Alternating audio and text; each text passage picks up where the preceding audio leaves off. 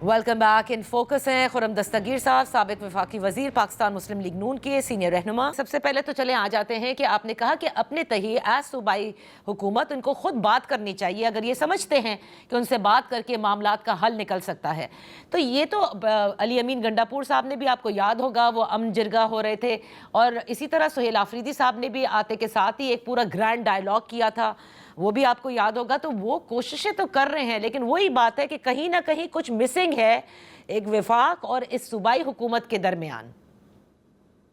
जी देखिए, जिस सूबे में आपको मालूम है कि तकरीबन 3,996 शहादतें हुई हैं, जी बिल्कुल। उनका जो 80% है वो केपी में था 2005, यानी कोई 3200 के करीब।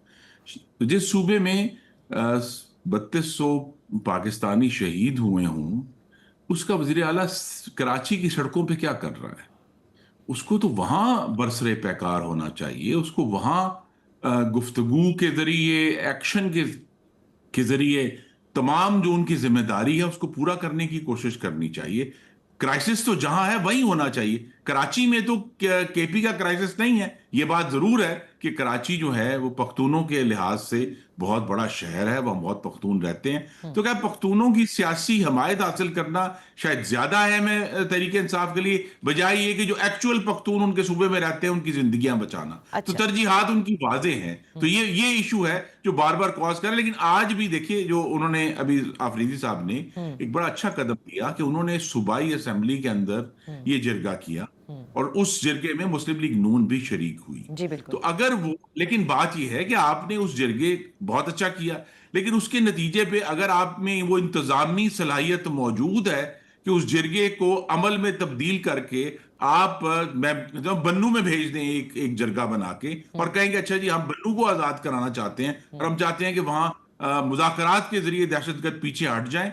असल में ये दहशत गर्दों की जो बुज़दराना मुसालियत है, यही गलत पॉलिसी है। और अगर उसका कोई ऑल्टरनेट उन्होंने जो है वो प्रपोज करना है, तो उस पर अमल भी उन्होंने ही पहले करना है। अच्छा, तो खुर्रम साहब, जब आप कहते हैं ना कि इंफ्रास्ट्रक्चर, गवर्नेंस, जो कुछ इस सूबे का हाल है, कराची की बजाय जहां क्राइसिस है उन्हें वहां होना चाहिए, तो और इसका बार बार जिक्र होता है कि सेहत का शोबा हो, तालीम का हो, वो उन्होंने 12 साल में किया क्या है, यानी हुकूमत की तरफ, वफाकी हुकूमत की तरफ से ये कहा जाता है। तो क्या ये तमाम चीज़ें do you think is going towards a governor's rule? जी, गवर्नर रूल्स मुस्लिम लीग नून की तरजीह कभी भी नहीं रही। हमने एक दफा 2009 में ये सहा भी हुआ है, जब पाकिस्तान पीपल्स पार्टी की फेडरल गवर्नमेंट ने जी। पर गवर्नर्स रूल लगाया था। तो हमारी ये तरजीह कभी भी नहीं है।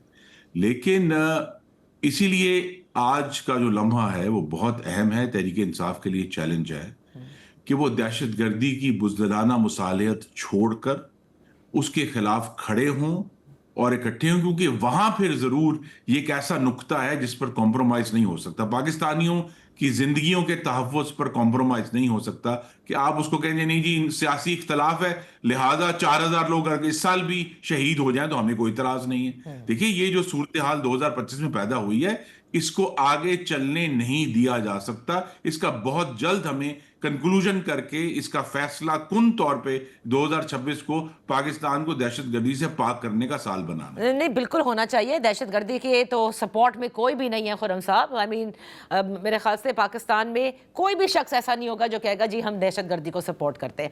मैं ये जानना चाहती हूँ कि देखिए, मिलिट्री ऑपरेशंस हो रहे हैं as an intelligence based operation, जिसकी पूरी तादाद बताई गई। बिल्कुल दुरुस्त फरमाया कि शहादतें भी हो रही हैं, वो भी पूरी DGISPR की प्रेस कॉन्फ्रेंस में उन्होंने बताया कि किस किस तरह से आते हैं, क्या करते हैं।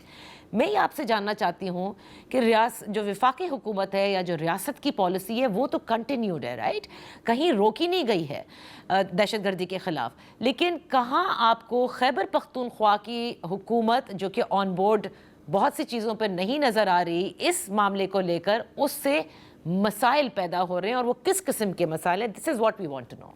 ये बड़े वाजे मसाइल पैदा हो रहे हैं कि जब सूबे का चीफ एग्जीक्यूटिव या उसके तर्जुमान मुस्तकिल ये कहते हैं कि हम मुसालियत करना चाहते हैं, हम निगोशिएट करना चाहते हैं, तो आप अपने आप को put your self in the shoes के एक SHO है जो बन्नू में या किसी भी ऐसे सरहदी इलाके में उसके ऊपर हमले होते हैं, लेकिन उसको उसका चीफ एग्जीक्यूटिव कह रहा है कि हमने तो कॉम्प्रोमाइज करना है।